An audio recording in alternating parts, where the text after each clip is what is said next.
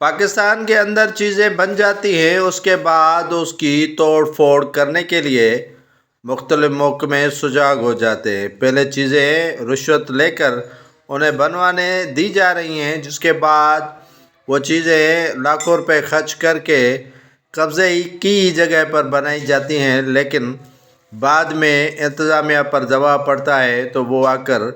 ان کو مسمار کرتے ہیں۔ لوگوں کو بے گھر کرنا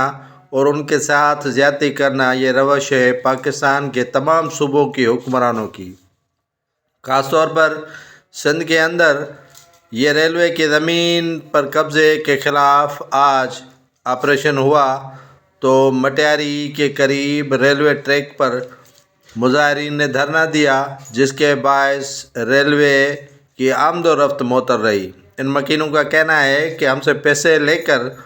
ریلوے انتظامیہ نے انہیں یہاں بٹھایا تھا، اب ہمیں بے گھر کیا جا رہا ہے اور آپریشن کے ذریعے ان کے پکے مکانات گرائے جا رہے ہیں۔ یہ ریلوے انتظامیہ آپریشن اس وقت کر رہی ہے جب سینکڑوں کی تعداد میں ریلوے کی زمین پر مکانات بن گئے ہیں، اب گرانے کے لیے یہ ڈنڈے لے کر پہنچ گئے ہیں، جس کے خلاف سراپا احتجاج بن چکے ہیں یہاں کے مکین۔